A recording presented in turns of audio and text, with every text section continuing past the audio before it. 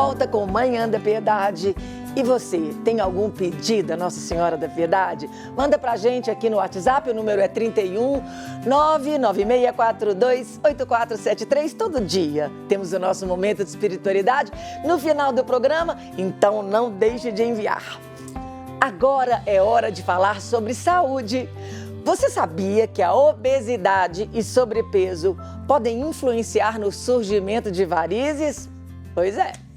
De acordo com uma pesquisa do Ministério da Saúde, o número de obesos aumentou cerca de 67,8%, o que, consequentemente, aumenta as chances do surgimento de varizes.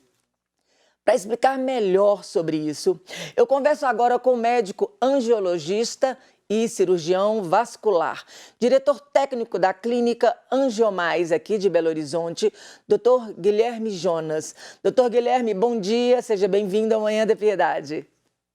Bom dia, muito bom dia. Satisfação de estar aqui com vocês hoje. Prazer enorme.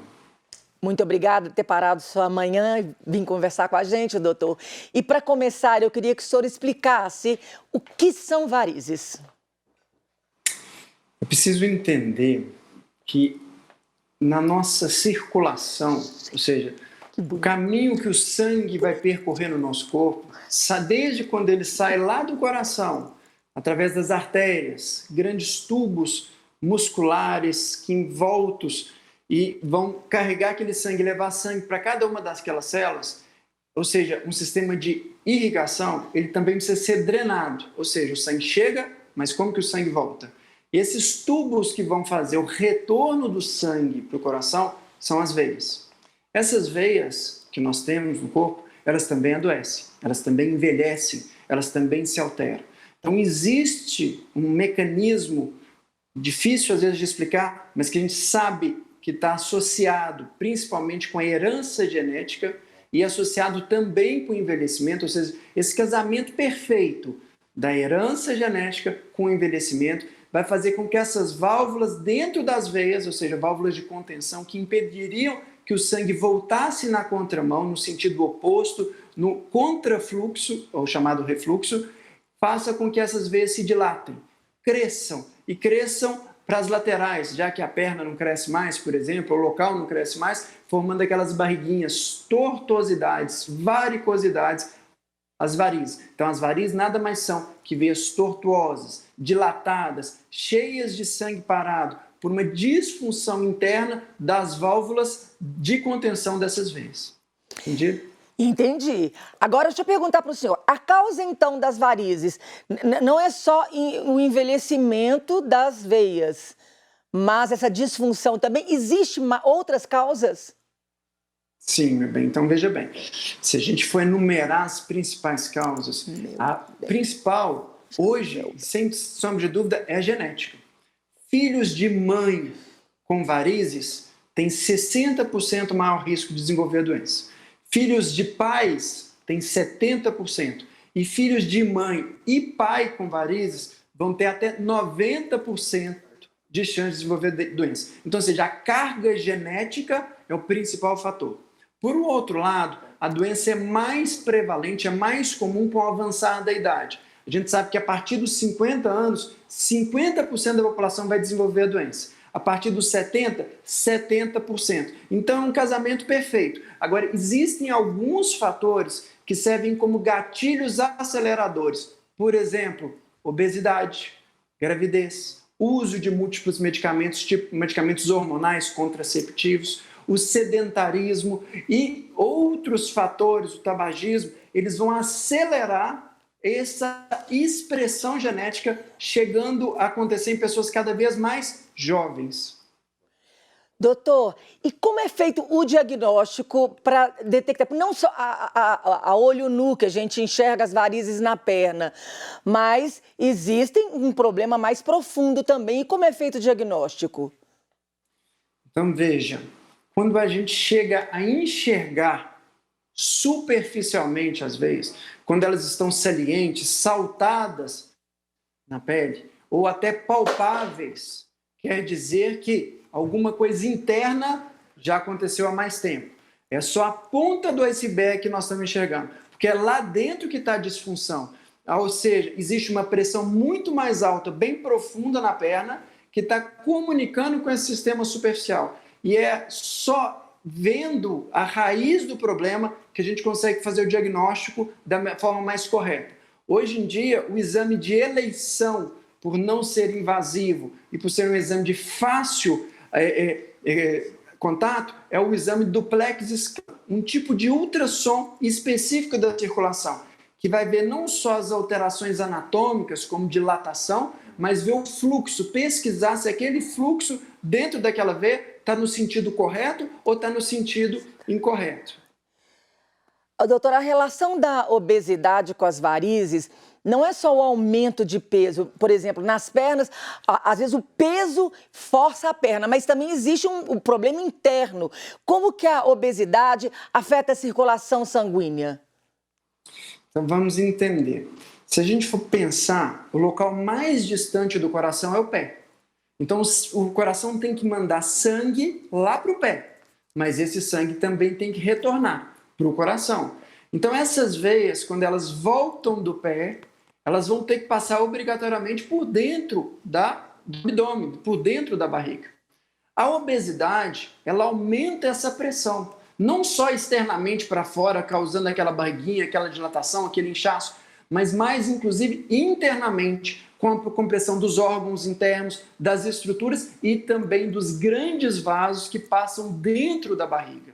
Então, ou seja, existe lá dentro da barriga uma pressão aumentada que forma uma resistência, uma dificuldade da passagem do sangue. E o reflexo desse aumento interno dentro da barriga, o sangue vai acumular. Acumular onde? No membro inferior, na perna, no pé, no tornozelo. Porque é como se fosse um acidente ou uma batida numa rodovia, que lá perto daquele acidente, os carros passam devagar, está cheio de gente andando devagar, curioso, os carros passam. Mas é lá atrás, às vezes a quilômetros, que fica tudo engarrafado, tudo parado. Então o reflexo daquela pressão aumentada no abdômen vai refletir lá embaixo, nas pernas, onde ainda é mais difícil romper a gravidade e subir contra essa resistência e contra a gravidade. Entendido? Entendido. E a obesidade também ela pode causar trombose?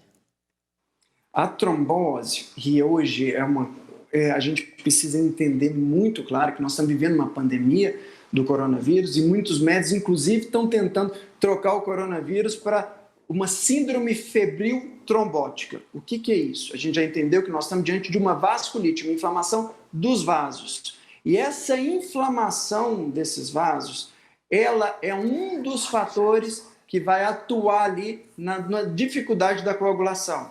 Então, a trombose nada mais é que um déficit de coagulação e formação e destruição de trombos. Agora, como que a obesidade vai atuar nisso aí? Ele é um dos fatores de risco. Não quer dizer que quem é obeso vai ter trombose, não quer dizer que quem tem varizes vai obrigatoriamente ter trombose. Mas são uma série de fatores que se somam e são pormenorizados, categorizados em scores específicos que os somatórios desses dentro daquele indivíduo específico, daquela pessoa específica, aumenta muito o risco dela desenvolver a trombose. Então, eu diria, a pessoa é obesa, mas ao mesmo tempo ela é sedentária, ao mesmo tempo ela tem hipertensão, ela tem diabetes, ela tem outras coisas. Então, esses fatores juntos aumentam muito o risco dessa pessoa ter uma trombose, seja em um estado normal, seja após uma viagem de avião, seja após uma cirurgia, seja após o coronavírus. Entende como que é o somatório de fatores associados que levam a esse produto. Entendi. Doutor Guilherme, aproveitando que o senhor falou da viagem de avião, chegou uma pergunta aqui.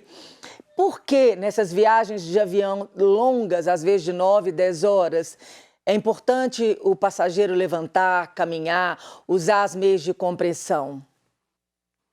É preciso entender que a fisiologia básica de acontecer a trombose, ela vai estar relacionada ou com o estado, no momento de estase, ou seja, parada, sem mobilidade, por um estado de uma lesão daquela circulação, do endotélio daquela veia, ou por um estado de hipercoagulabilidade. Dentre essa tríade, ou seja, desse triângulo, a viagem de avião, por muitas horas assentado, além das questões de pressurização dentro de uma cabine, leva a um estágio de mobilidade prolongada. E mobilidade prolongada, a pessoa está sentada muito tempo naquela posição, muitas horas naquela posição.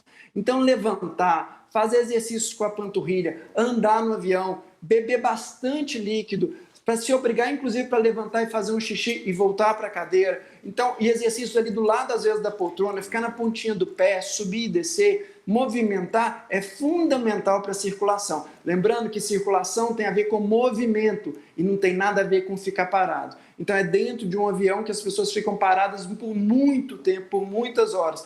E num somatório de outras coisas, aumenta muito o risco dessa doença que a gente chama de trombose do viajante. E não precisa ser só de avião. Pode ser de carro, pode ser de qualquer outro meio, desde que haja esse mecanismo de imobilidade prolongada. Doutor Guilherme, então eu te pergunto, nessa pandemia, 2 anos dentro de casa, quase 2 anos já, as pessoas em home office, mais quietas, não movimentando, aumentou a quantidade?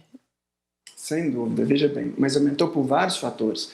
Primeiro, quanto mais parado em casa, a gente tem visto que as pessoas têm ganhado peso, que elas têm se alimentado mais e pior, e elas têm se exercitado menos. Então, ganho de peso, obesidade, tem tudo a ver com a temática hoje. Além disso, a gente começa a enxergar que a própria doença, nessa epidemia, ela é uma doença, como eu disse, inflamatória da circulação, e ela chega a aumentar em 16% o risco de desenvolver a doença trombose, simplesmente pelo fato de ter se contaminado nas próximas 4 semanas após o diagnóstico. Então, o que a gente tem visto cada vez mais é que naquela série de fatores, quando as pessoas estão reclusas às suas casas, elas estão ganhando peso, estão se alimentando pior, estão ficando cada vez mais sedentárias, estão bebendo menos água e o somatório de tudo isso está levando a cada vez mais as pessoas ao consultório do angiologista, com pernas inchadas, com a doença trombose também cada vez mais presente. Muito bem, entendi tudo que o senhor falou. Doutor Guilherme, e agora como que é feito o tratamento? Então, é preciso entender as particularidades da doença. Se a gente está relacionando que a pessoa portadora da doença trombose, qual é o acometimento? É uma doença que acometeu do joelho para baixo, por exemplo, uma parte mais distal do organismo.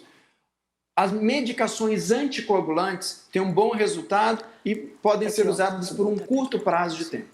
Se é uma doença que acomete do joelho para cima, a raiz da coxa, dentro da barriga, algum desses locais, nós estamos falando de doenças mais graves ou potencialmente com risco maior de complicadores. Ou seja, aquele trombo que está ali entupindo aquela veia pode viajar e se alocar lá no pulmão, que a gente chamaria de embolia. Então é importante entender com o que nós estamos lidando. O tratamento inicialmente são com drogas anticoagulantes, medicações que vão diminuir essa cascata exagerada da coagulação que está acontecendo, impedir a formação de novos trombos e estabilizar aquele trombo para que ele não possa evoluir, que ele não possa se deslocar para uma outra região.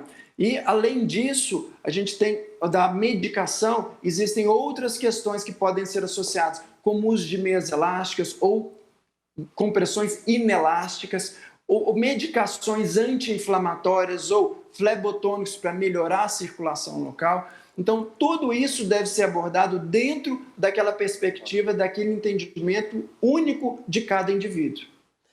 E aí, doutor, para as pessoas que estão nos assistindo hoje e que não têm varizes ou que estão preocupadas se vão ter, quais são os cuidados e as dicas que o senhor daria para prevenir o aparecimento das varizes? Primeiro, é importante a gente entender em que universo essa pessoa se encontra. Olha, eu sou filha de mãe que tem varizes, que já operou de varizes, que já mexeu na veia safena. Olha, eu sou filha de pai, ou na minha casa todo mundo tem, ou ninguém tem, ou não, já aconteceu diferente, na família teve gente que teve ferida, úlcera varicosa, pessoas já tiveram trombose, então a gente precisa entender aquele ponto.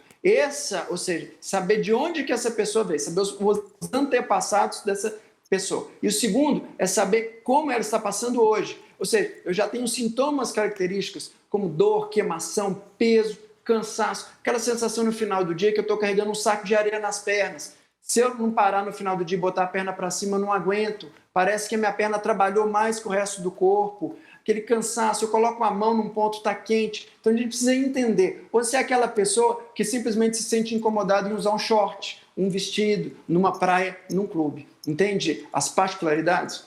Entendo. E aí vai cuidando, primeiramente, olhar para trás, né? Ver os seus parentes, seus pais, cuidar do peso, né, doutor? Perfeito, perfeito, perfeito. Doutor. Cuidar do peso, hidratar, exercício físico, não só para doença da circulação, mas para a saúde em geral. Então, o cuidado com o controle do peso, hidratação constante, exercício físico, ele tem que fazer parte de uma rotina de saúde. A gente tem que parar um pouquinho, esquecer um pouquinho de doença e pensar o que nós estamos fazendo para a nossa saúde. Então, a hidratação, os exercícios, o cuidado com o peso e os exames de check-up, ou seja, os exames preventivos sempre em dia. É aí que a gente consegue, então, entender aquela característica e atuar antes de que aquilo vire uma complicação, que aquilo vire uma doença mais séria, mais grave.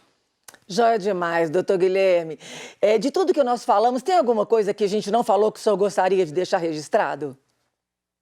Eu queria deixar registrado o seguinte, que nós estamos vivendo um momento único, mas que nós vamos voltar, nós vamos passar, nós vamos superar, a humanidade se supera e a gente vê isso com muita facilidade. Então é preciso ter esse entendimento que nós precisamos estar bem para esse novo começo, para voltar para o nosso normal. Não adianta, não é o momento da gente, olha, eu só vou cuidar da minha saúde depois que todo mundo vacinar, depois que passar essa loucura aí. Não.